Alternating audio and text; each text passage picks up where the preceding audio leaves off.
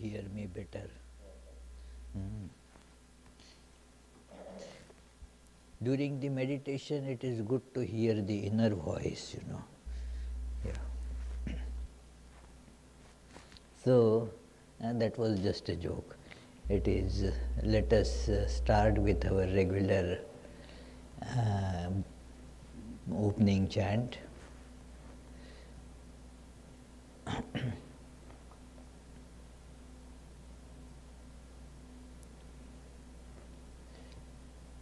तव कथामृतं तप्तजीवनं कविभिरीडितं कल्मषापहं श्रवणमङ्गलं श्रीमदाततं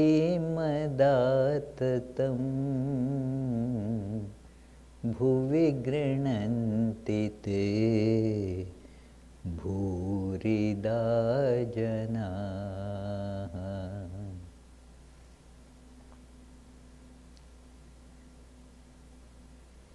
We have been seeing in this biography of Sri Ramakrishna the divine in flesh and blood, that how towards the end of their physical body, all the incarnations, they just exude this tremendous divine fervor, and that message is irresistible.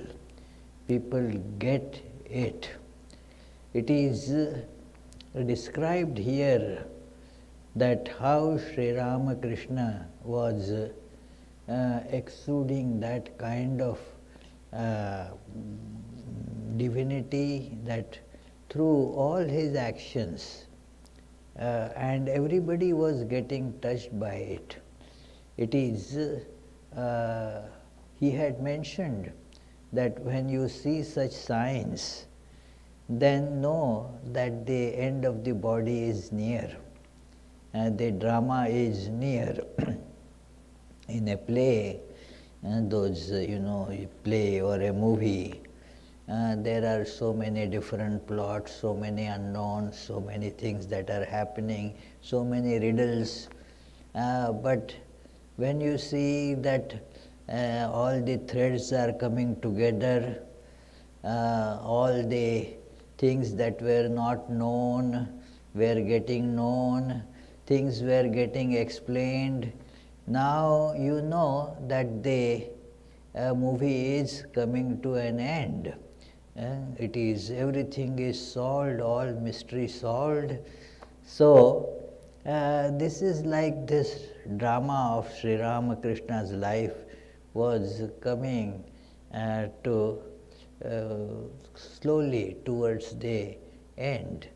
So we were seeing that how Sri Ramakrishna's this mind was, if any desire would come in his mind, then he would immediately go to fulfill it, and the circumstances would arrange themselves in such a way that that desire gets fulfilled. And now we have to understand here, we have to pay some attention to this idea of desire. See, Sri Ramakrishna's mind was very pure, and there is no such desire. The word desire is being used only because there is no other proper word available. Our language is very, very limited. The limitations of language become very apparent when we are discussing Sri Ramakrishna's life or some such life, that there are no adequate words in the language to describe. So it is desire is not like what comes in our mind from time to time. That is not what is meant. His mind is very pure, he doesn't want anything, there are no wants. But then what is the meaning of the desire? Whatever is going to be conducive for this play, whatever is going to enhance the influence of this play and thus get the divinity properly manifested in all others who come to Sri Ramakrishna. So this is the nature of that desire. It has been discussed earlier also that how as soon as a desire would arise in the mind, Sri Ramakrishna would just become kind of impatient to fulfill it. And earlier there was this discussion about this. Let us remind ourselves of that. Very interesting discussion. For a common person, like say Yogatmananda gets a desire, should Yogatmananda immediately go to fulfill that desire? No, should not, because for ordinary people like us, the desires are sometimes good and some other times not good. So we should ponder over the desire. Is this desire going to lead me in the right path or not? And then only one should act on the desires. Just imagine what havoc it will play in our life if we decide to act on every desire that comes to our mind. It is good that we don't do that. We run the scanner of reason over it and see what desires are going to be useful in making our life better. And if that desire is not of that kind, then we try at most to put it down, not act on it. There is once a question was there in the discussion that what if that desire is very difficult to suppress? It is coming very strongly and wants us to do something. What should be done? You realize that it is not a good desire, but still you are not able to suppress it. Now what is to be done? Then a psychological technique is used for that.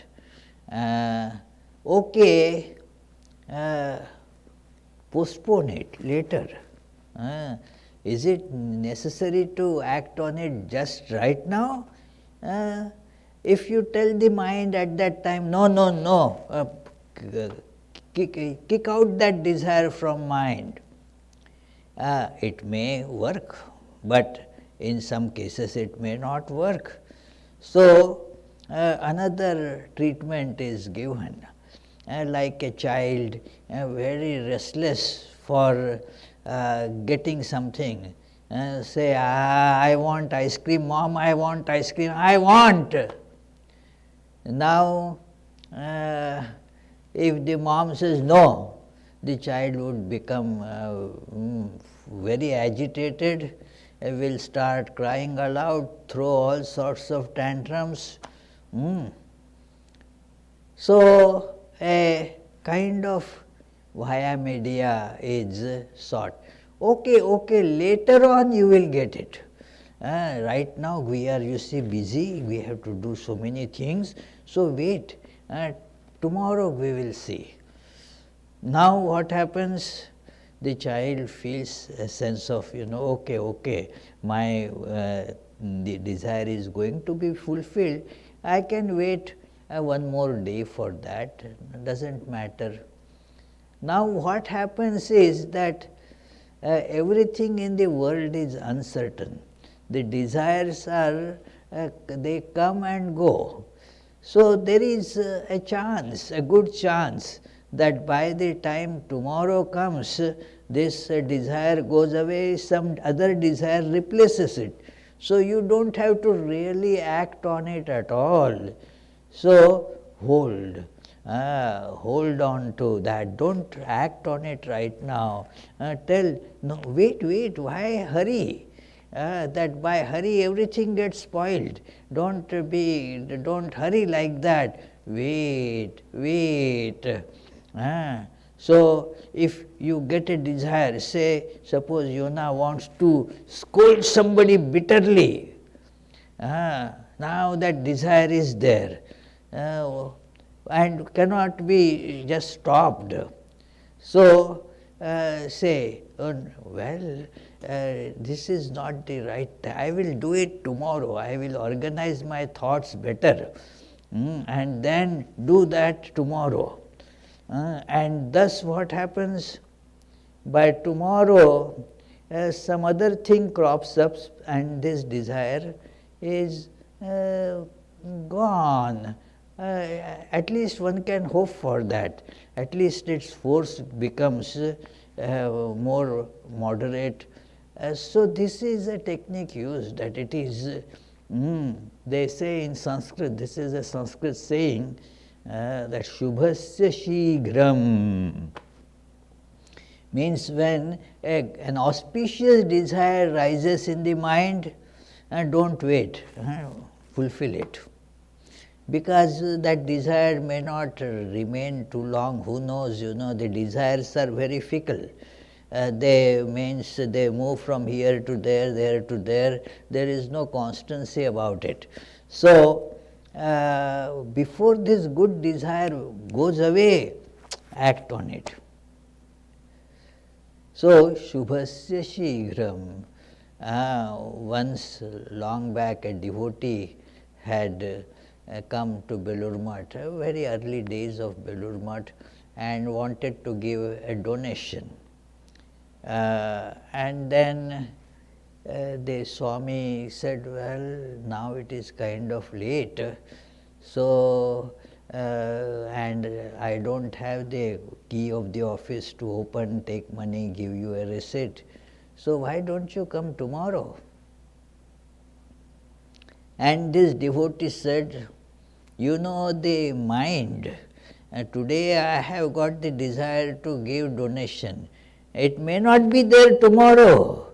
The mind is always on a slippery path. So tomorrow this good desire, it is very difficult for, he said, we householders, our desires to that give is, it doesn't arise very often, first of all. And then when it happens, if I don't give now, at night I may think, well, should I give so much? Maybe half of that should be good enough. Why should I give so much?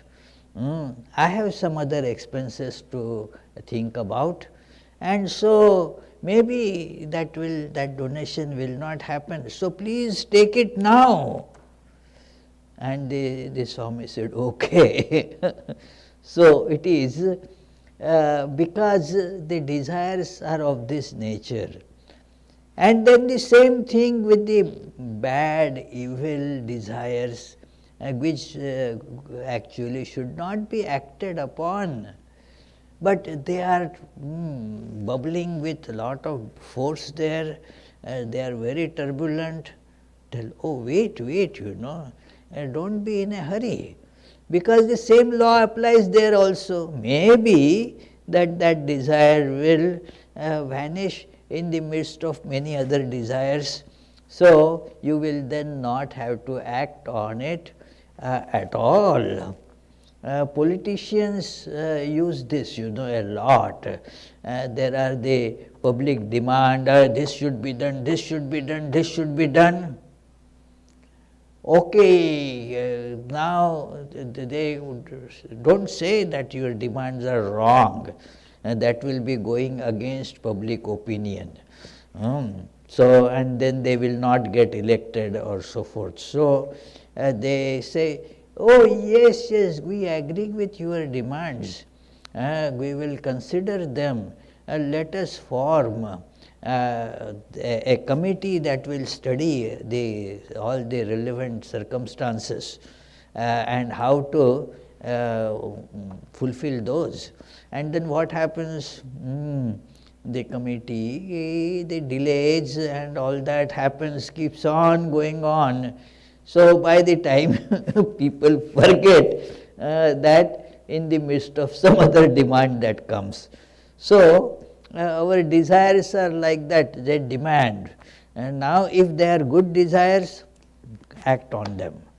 But if they are not good desires, postpone. Make them wait and maybe they will disappear. So it is, Sri Ramakrishna's mind was such that no wrong desire could ever crop there. The mind is so pure. There was absolutely no selfishness in him, and so there is no such desire at all. So it is good for Sri Ramakrishna that as soon as the desire appears, he would act on it.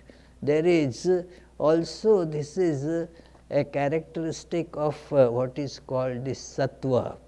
The purity makes one do that. There are these three types of gunas that we had discussed sometimes, that there is the sattva, means your mind thinks in a pure way, you always do the things in the right manner, you speak with others in a cordial manner, there is no irritation in your manners or voice.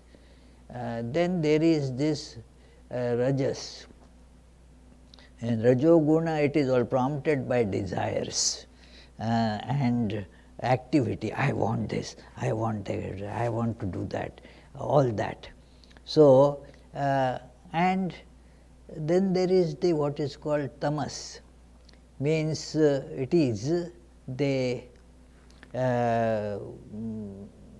absence of light, there is no understanding, all confusion, and thus it ends up in procrastination,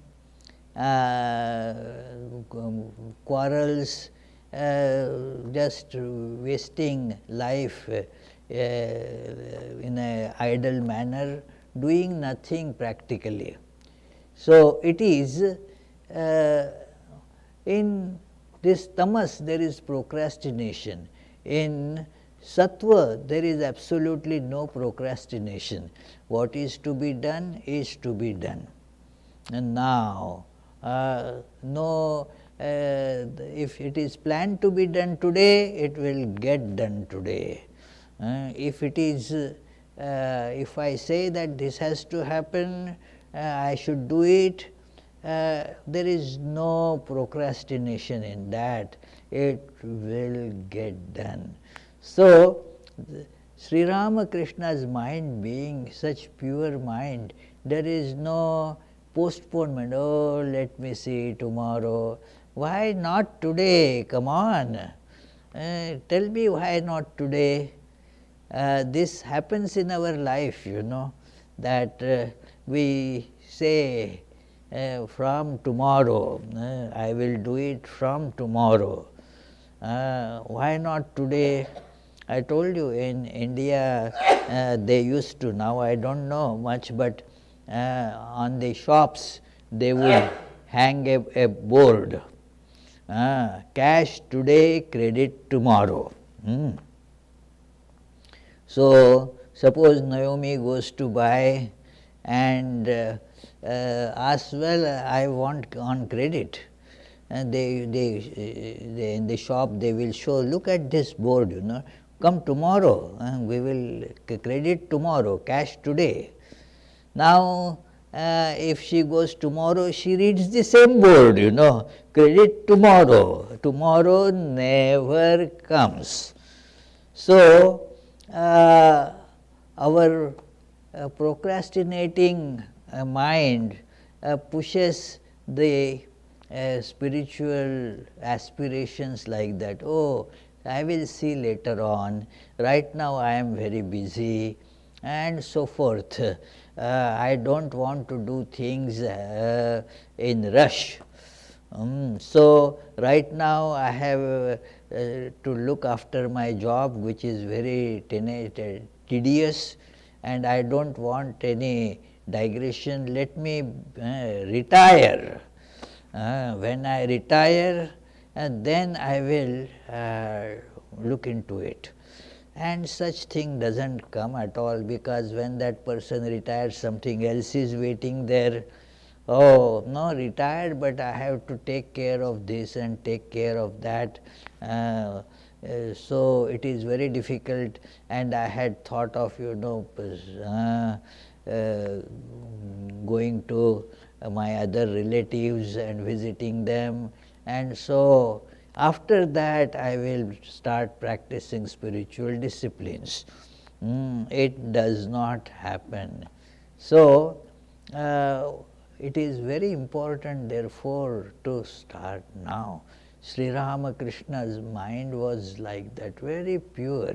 So, when a thought would come, there is absolutely no possibility of any bad thought making an appearance there.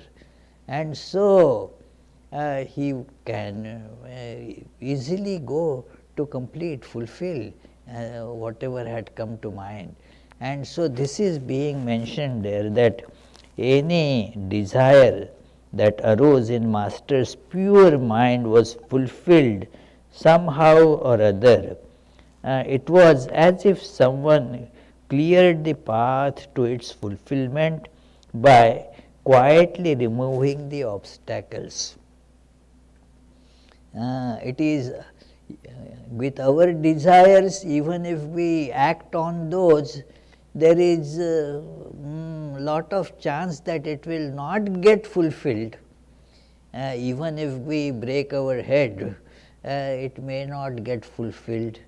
Like one may have the desire that may I hit a jackpot, I would get $5 million, but it does not depend on your desiring it. It is dependent on so many other circumstances. Our desires therefore are like that. Sometimes, occasionally they get fulfilled, many times they get thwarted. So, that is the case of the common people, because the mind is not that pure, and also our desires again are under control of some governing spirit. You can call that God or whatever, that controls everything. Every movement is as it were controlled by that. It is so. If my desire is to do something, but that God has another plan for me, my desire will not get fulfilled.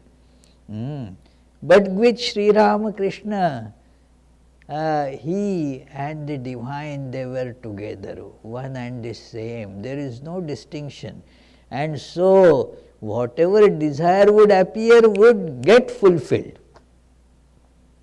It is therefore, they are called in Sanskrit Satya Sankalpa, means whatever such person desires, that comes to fruition because it becomes the desire of the divine.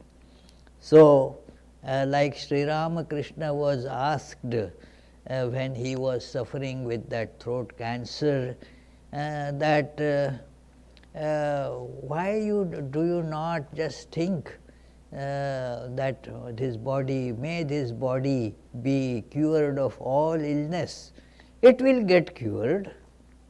Sri Ramakrishna knew that this is not going to happen, because that is not the wish of the Divine Mother. The play is coming to close. So, he said, who knows, whatever Divine Mother wishes. And then those who were around him would say, your wish and Divine Mother's wish are not different at all, just you have to wish. He would not wish like that. So, that is how we see that his mind being so pure, the desire would come true. Whatever such a person utters comes true. It is there is a beautiful description in what is known as a beautiful poetry, Uttara Rama Charitra, by Bhavabhuti, and there he mentions that some sages had come to see Rama, and Rama says to them, well, ordinary people, they speak according to the facts. Good people, I mean, good people, they are truthful. Whatever is true, they describe. But the sages like you, the things are reversed. Whatever you speak, that has to come true. You don't have to worry whether I am speaking true or not. Just because you are uttering it, it has such power that it will come true. It is something that comes because of the tremendous practice of this truthfulness. So, then your speech gets such a training that no falsehood will ever escape your lips. So, that is how Sri Ramakrishna, his personality was, and so he got that desire, and then we had heard that one reaches such a state by continuously practicing purity and truthfulness in body, mind and words, and once one is in this state, despite all efforts, one cannot entertain a falsehood. Any thought that arises in such a person's mind is fulfilled, but we never thought that this could actually happen to such an extent in a human being. It is, people hear this, but they think that this is not actually. But where do you find actually such a person to test? Here is Sri Ramakrishna, where all these ideas, all these scriptural things can be put to the test. So, it is said that they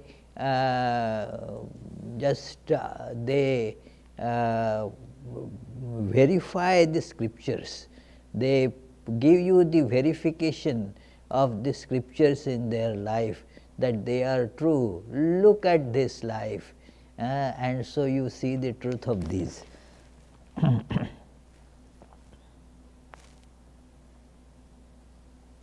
We were gradually convinced of this when we repeatedly saw how the Master's desires were unexpectedly fulfilled.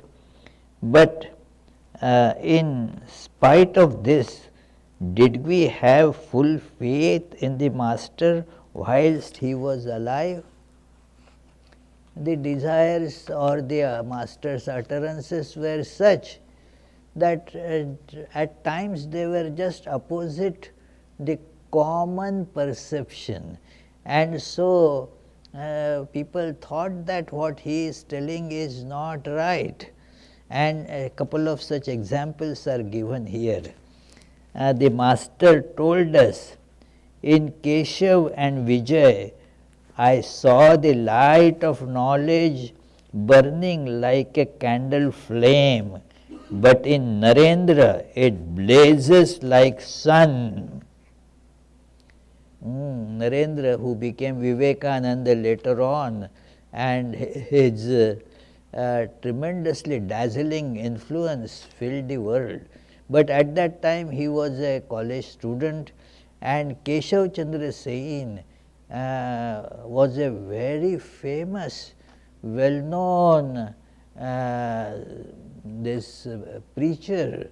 His sermons were very popular all over, and even the Queen of England, she used to hear whenever the occasion could permit. So, he was so influential in the society. So many youngsters were influenced by Keshav Chandra Sen. So, Sri Ramakrishna's this statement that Keshav Chandra Sen and Vijay Krishna Goswami was also another very popular preacher then, a very highly learned person. He said they are like a candle flame, and this Narendranath, at that time nobody really recognized him as such. He said, I see a full, the sun, blazing sun in him. And people thought, well, because he loves Narendra, and therefore he is saying like that. Whatever we love, we glorify that, isn't it? One of my friends, he does not leave any single occasion to say that how all the Apple products are great.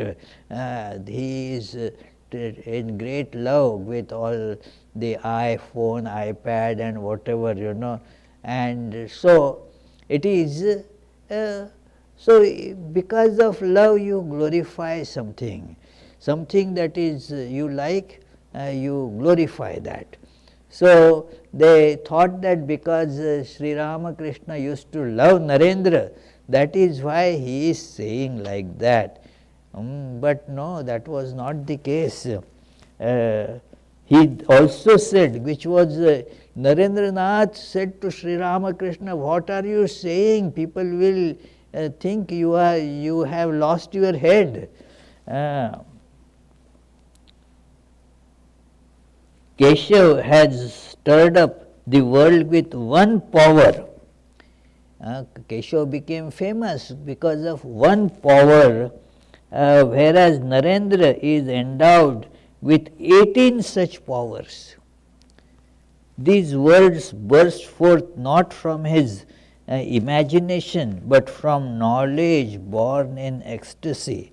Narendranath told him, don't say like this, what people will think, where is this illustrious Keshav Chandra Sen, and where this unknown college going boy, what will people think about you? They will think that you have completely gone insane. And what was Sri Ramakrishna's answer to that? It is, he said, what can I do? The Divine Mother shows me. Divine Mother who knows everything, she shows me this, and she has never shown me anything false. So, certainly this is true, and nobody believed it at that time. Everybody kind of poo-pooed it, or maybe something, let us forget about it, that kind of attitude. But later on, everybody now knows Swami Vivekananda is how many times more illustrious, more influential, more powerful. So it is his words kind of that way came true. So many other instances. But did we then have complete faith in these words? Sometimes we pondered, it may be true that the master can see what is inside a person. There must be a hidden mystery in what he says. Sometimes we wondered, Keshav Chandra Sen is a world famous orator and Narendra is an insignificant schoolboy. How can the master's statement be true? When we had such doubts about the truth of what the master experienced, how can we say that we had no doubts about the fulfillment of his desires when he said, I wish for this, and that would come true. It is, author says, the author who was so close to Sri Ramakrishna, he just was around him, and so he saw such wonderful things in Sri Ramakrishna that what a common biologist or a medical anatomy science, it will not understand anything of it. His body would change in appearance, in height, in so many respects. Now and then, according to the upsurge of the divine feeling. So, whatever mood he would get into, that kind of body there would be. It is very, very surprising and ununderstandable to one's mind, which is stuck in all the gross things. So, therefore, it is Sri Ramakrishna, those words were not really taken to be true by even his close disciples who have seen so many great things happening there. Still they had doubts, because still it comes into our experience, we find it difficult to believe. It is one person was arguing with me that because we don't experience this, our experience says something different. How can we believe what the sages say? The sages say that about God, like our Charlie and many others said to me, that we don't see that. It is you speak about God, but we don't experience. Even if I decide I will believe you, yet since I don't see it, I do not experience it, then it must be not very true. The answer to that, actually, if you analyze, you understand that whatever our senses actually show to us is unreal. It is just appearance. Our senses have created that kind of appearance instead of the truth. It is just because our senses are showing it, that could be a reason enough to say that it is not real. And we say opposite, that well, my experience shows this, therefore that is real. No. See, our senses show us so many different things, which actually today one, another tomorrow. It is always floating, like the great physicist of last century, James Jeans.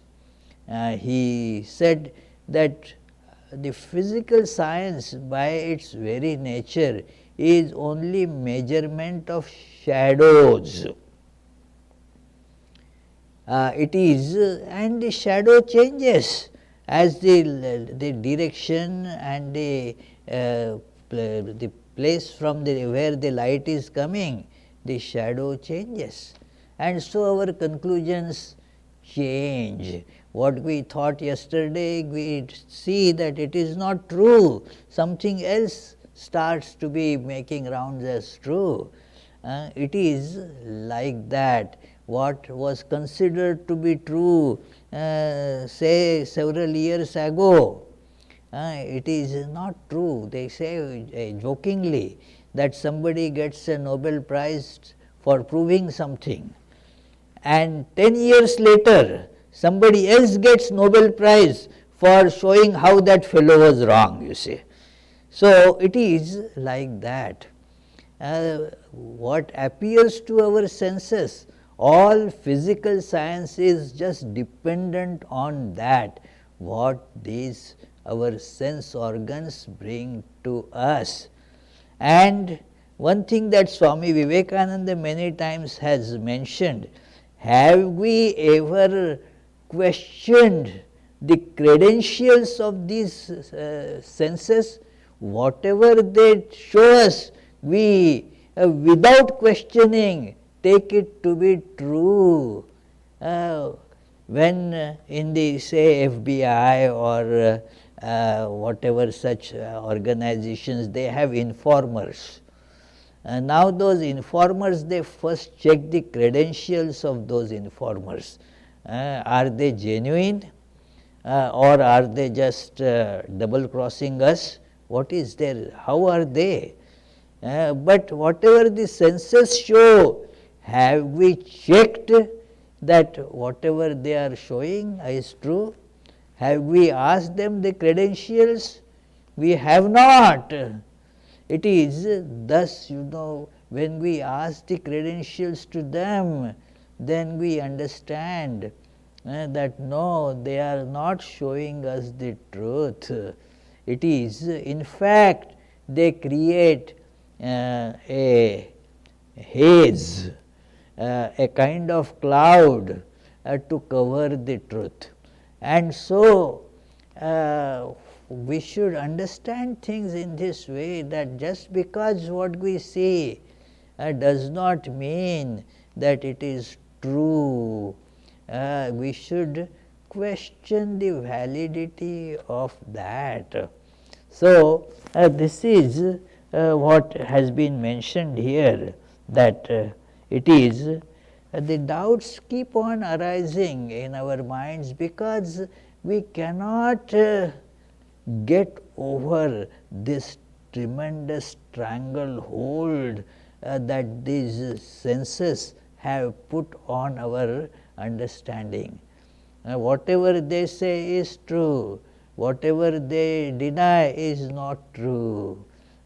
It is, we have to therefore somehow or other, even though it gets shown that what they had shown is not correct, still we keep on believing them.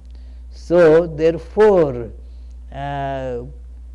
we consider that Sri Ramakrishna's statements, we look upon them with doubt, may not be correct. Accepting, believing that is very, very difficult. So, the chariot festival, we are reading the next paragraph here, that how he went to see Shashadhar Tarka Chudamani. Shashadhar Tarka Chudamani was at that time giving lectures or discourses in Kolkata, and was very popular amongst the young people. So, he was giving a lot of scientific explanations about various rituals and the beliefs that have been practiced by people in scriptures. So, people used to go to hear Shashadhar Tarka Chudamani, and Sri Ramakrishna heard his fame and he wanted to go and see him.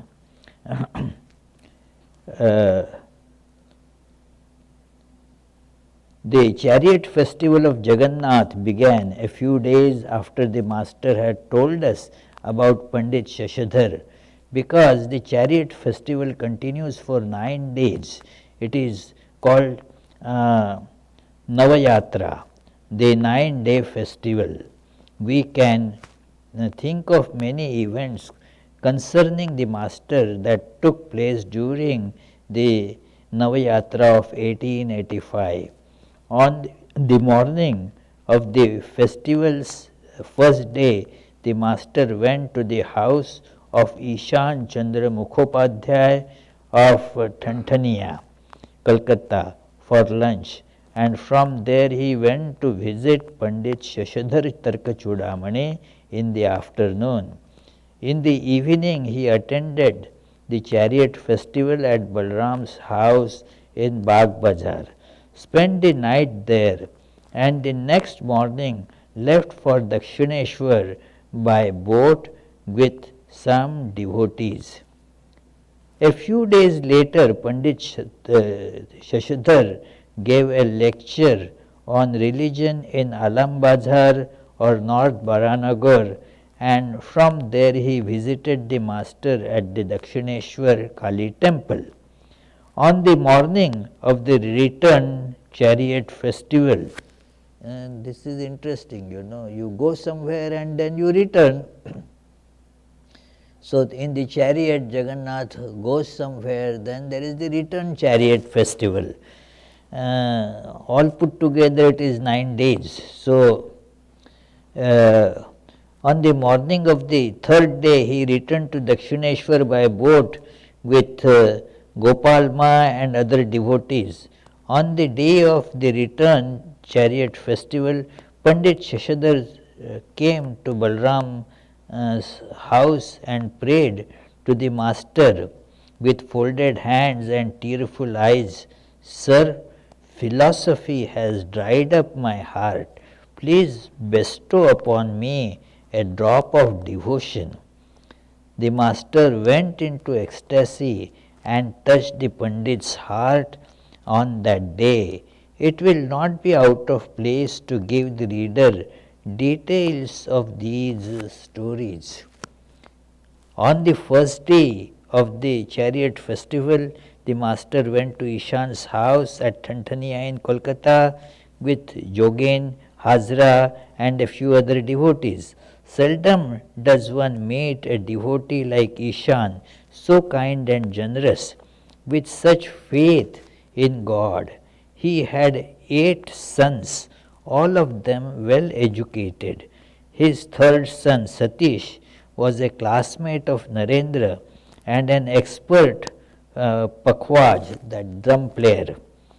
Narendra visited him quite often and would sing with his sweet voice while Satish accompanied him on drum. Swami Vivekananda once told us that Ishan's kindness was not less than that of Pandit Ishwar Chandra Vidyasagar. We have seen sometimes about Ishwar Chandra Vidyasagar. He was and is even now very well known as a great scholar and a person with tremendous generosity and that kind of heart that aches for poor people. So, on many occasions Swamiji himself saw Ishan give away his entire meal to beggars and practically go without food himself because there was no cooked food at home. He also told us that many times he saw Ishan weeping when he found that he could not mitigate the suffering of others. Ishan was very kind and also devoted to practicing japa, that is repetition of mantra. On a regular basis he would practice meditation japa at Dakshineshwar from sunrise to sunset. His steadfast devotion made him very dear to and a favorite of master.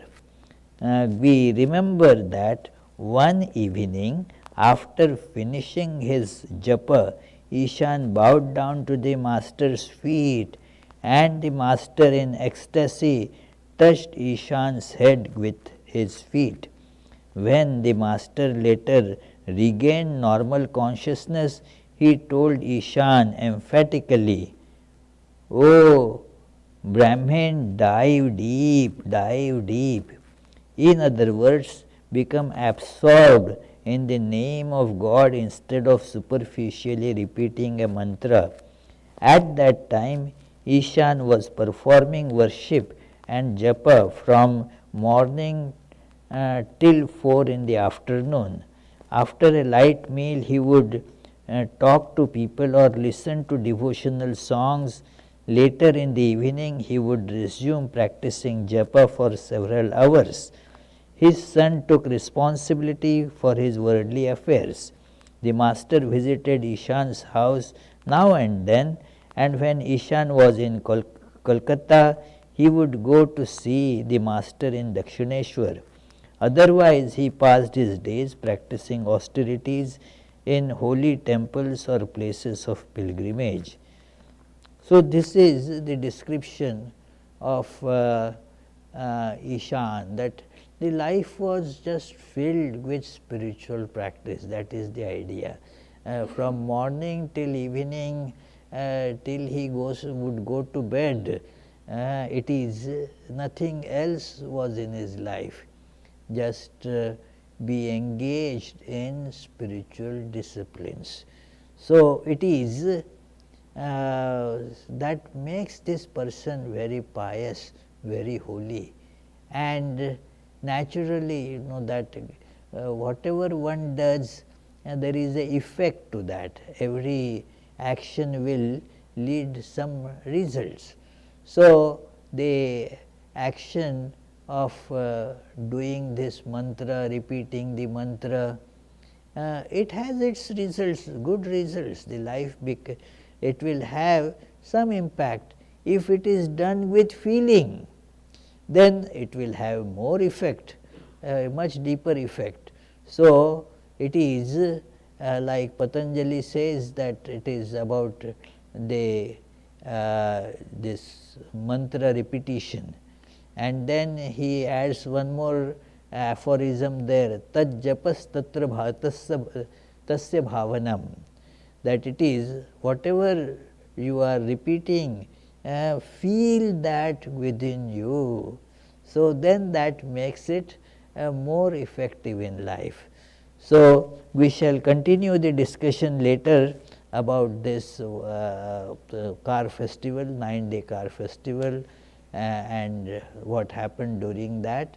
So, let us think of what we have read today, and then if you have any questions, we shall take them up for discussion.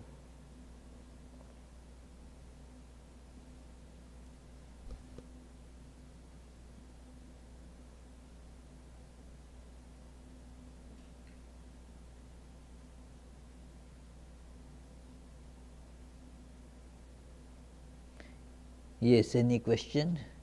Oh, you have a question, Charlie. Come on. Two questions, okay. What does it mean to turn a desire towards God? And in relation to that, how do you do spiritual practice with feeling if you don't feel anything? That's my first question. Well, yes, it is turning desires to God. It is what Sri Ramakrishna many times told. In many scriptures on devotion it is mentioned that you have the desires, and there is a force with the desire, because of which you become active when you get a desire. Now, that force can be utilized for our spiritual upliftment if turned towards that. So, that is what we had discussed some Sunday, couple of Sundays ago back, that how we can put our the sexual energies into the convert it into spiritual energy. There is this force. There is, now we can only give a direction to that. That is what is done, in your the cars. They are, how you have the gear system. The engine is generating power. Now by your gear system you give it, earlier there used to be only a forward gear and a reverse gear. Put it in forward gear, then it moves ahead. Put it in the reverse gear, not that you have to change the engine, same engine, but its power will be directed in the reverse direction. Exactly in the same way, all the desires that are otherwise making our life all full of confusion and conflicts, because these desires are conflicting. So, now they have to be turned towards this goal of life, and thus that force will be converted into the spiritual path. The God will be realized by making these desires go in that direction. And if you do not have feeling, there is whatever feeling you have, do with that. There is always a feeling there. You have feelings. If somebody criticizes you or puts you down, don't you feel anything? No? Yes, okay, yeah. You feel something. So, what it shows is you have feeling.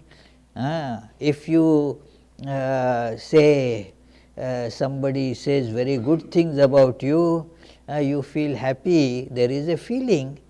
And similarly, these feelings can be about God when we get more in touch with it. See, our feelings depend on our acquaintance. If, say, somebody who is closely connected with you, acquainted with you, if that person is, died, then you feel, oh, what a sad thing. But now, every day millions of people are dying. Do you feel about them? You do not feel about them, because there is no acquaintance. Now, if you increase the acquaintance with God, then you will have feelings about God, and that you are doing it already. That is very good, the feelings do come with that. Yeah. Anybody else has question here? Can I ask my second one? Oh, I thought you had the two were put all. Okay. What predictions did Sri Ramakrishna make about the overall path that his movement would take? Overall path that his movement would take? It is, he did not make much such prediction, many more, but he said that this feeling, this he called bhava, and that it will be spreading in the world. So, he did say that, but in details that this is going to happen, not like that, what is it called, Nostradamus, not predictions like that. Yeah, Nostradamus, yeah, no such predictions.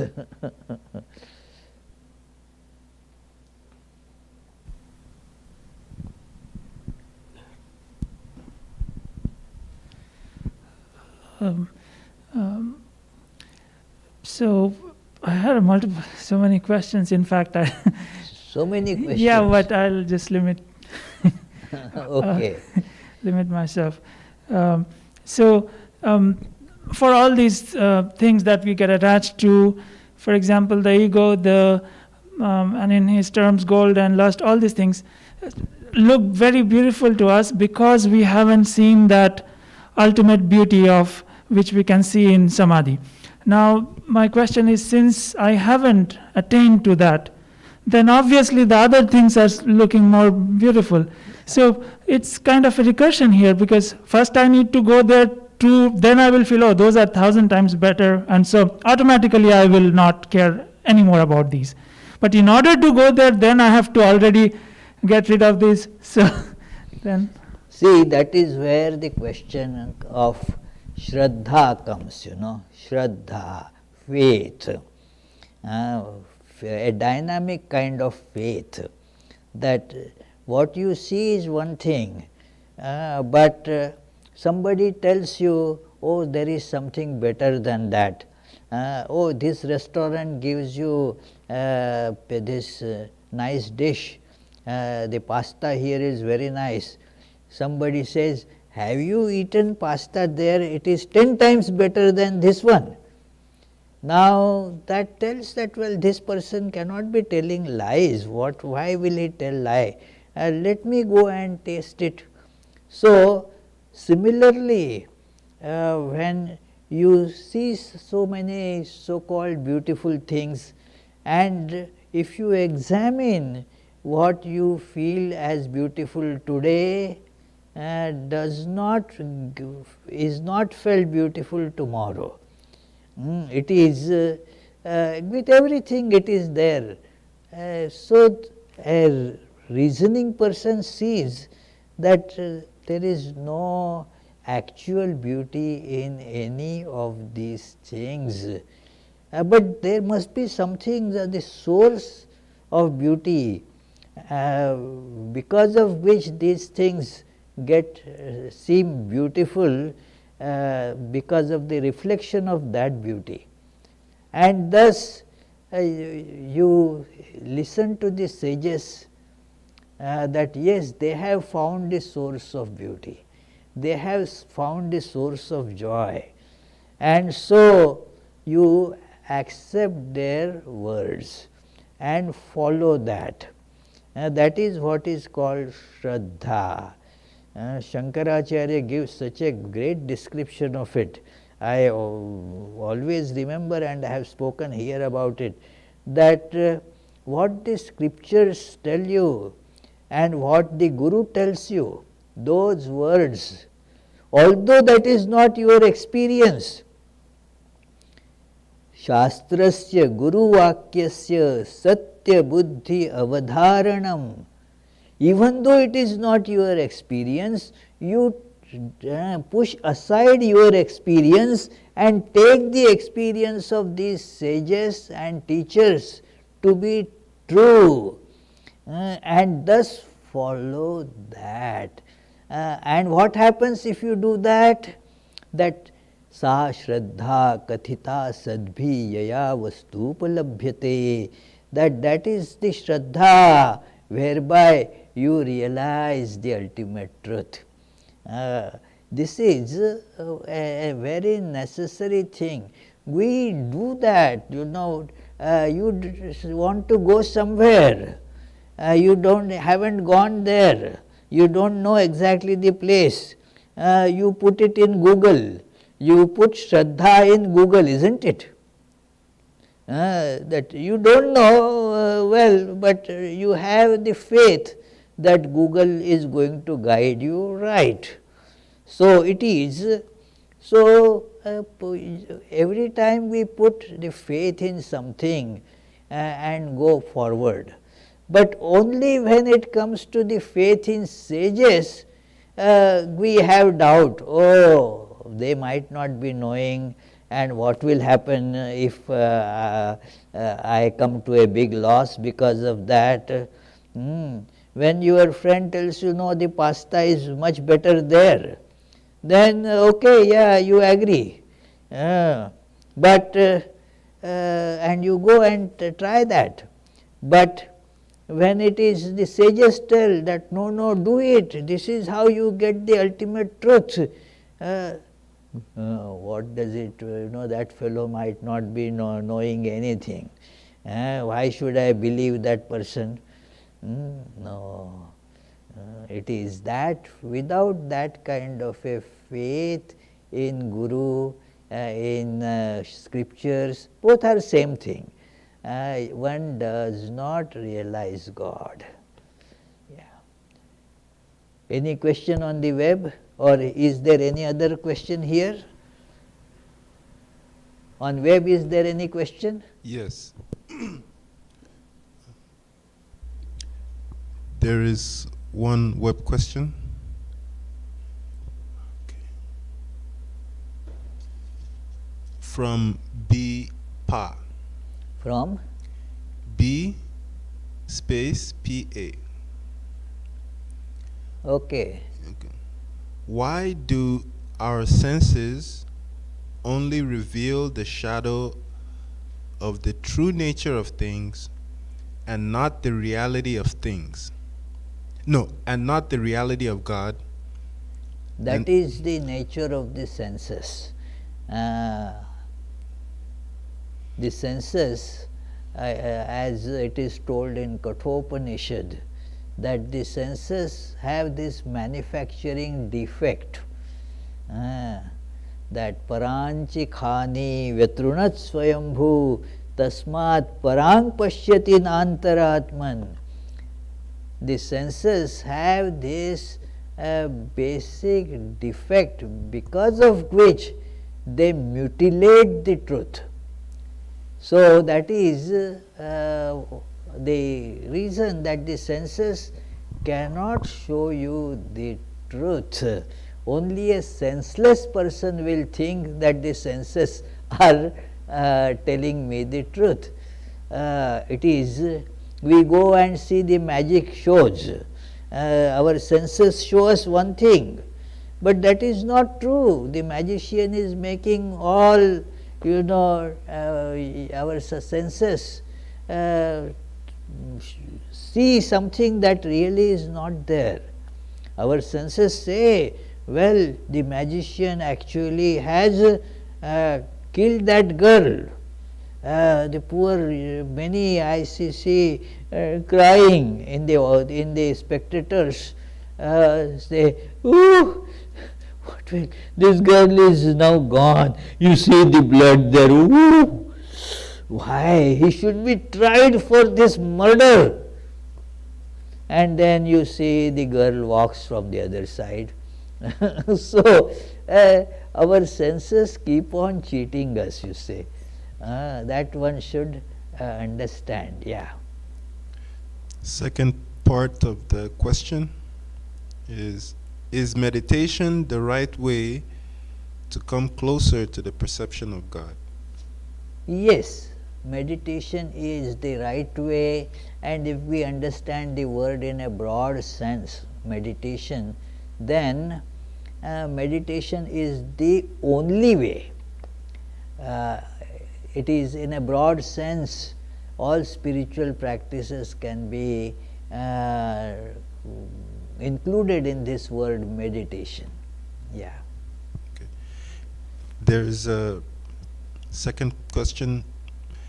Jyoti Champanekar. Pranam Swamiji.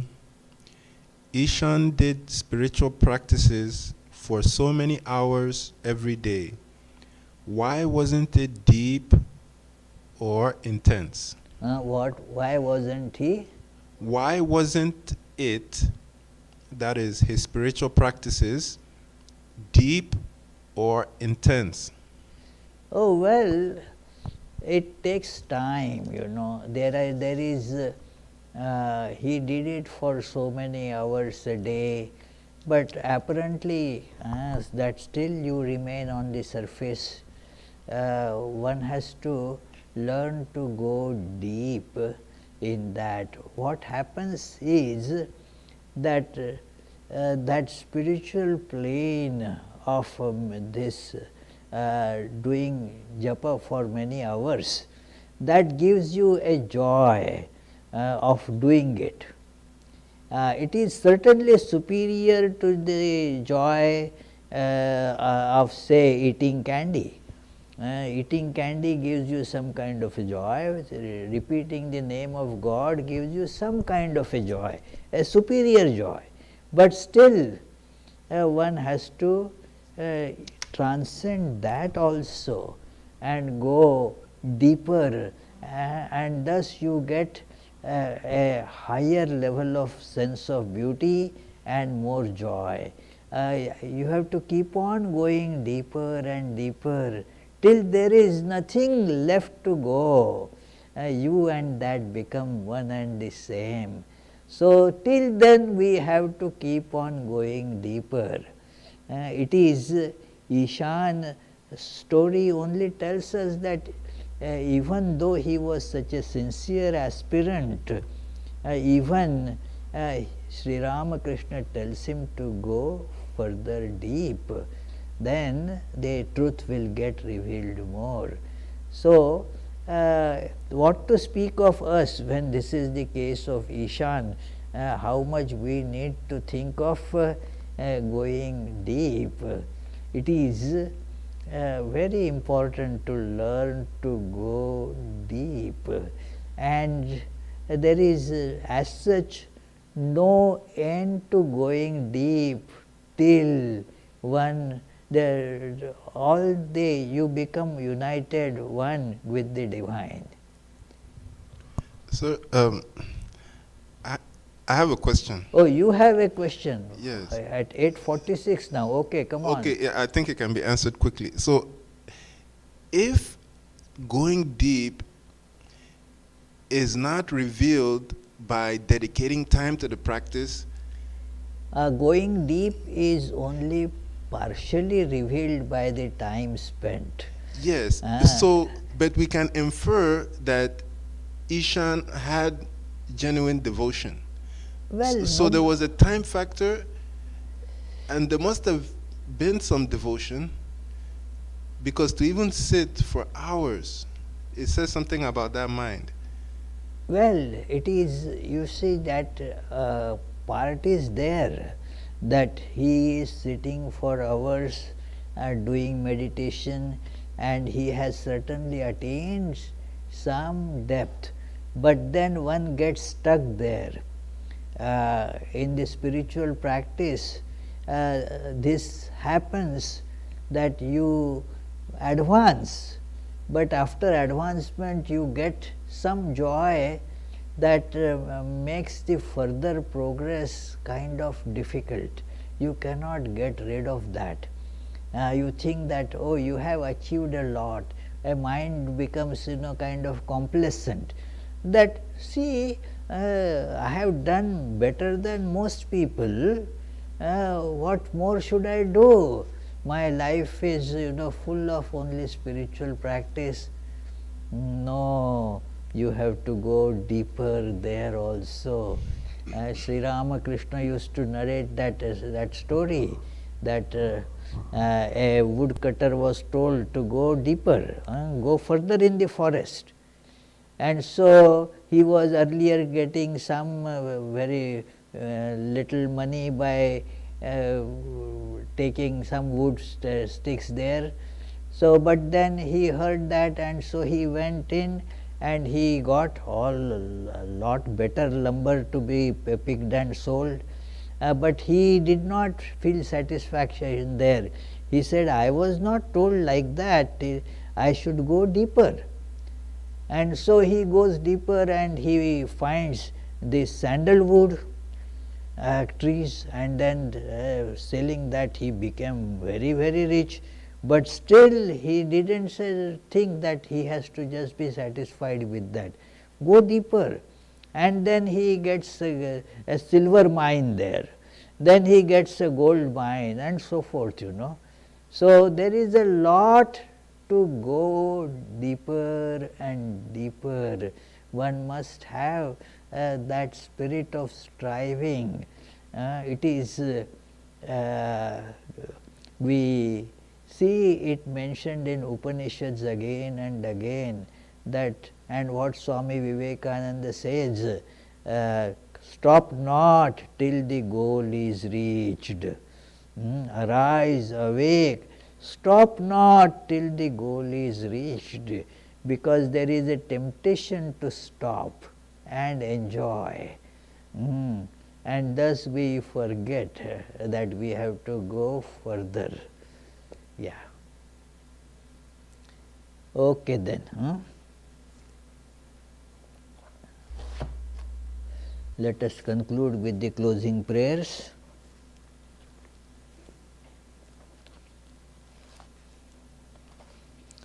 May the Divine, who is Father in heaven of the Christians, Holy One of the Jewish faith, Allah of the Muslims, Buddha of the Buddhists, Tao of the Taoists, Great Spirit of the Native Americans, Ahura Mazda of the Zoroastrians and Brahman of the Hindus, lead us from the unreal to the real, from darkness to light, from death to immortality.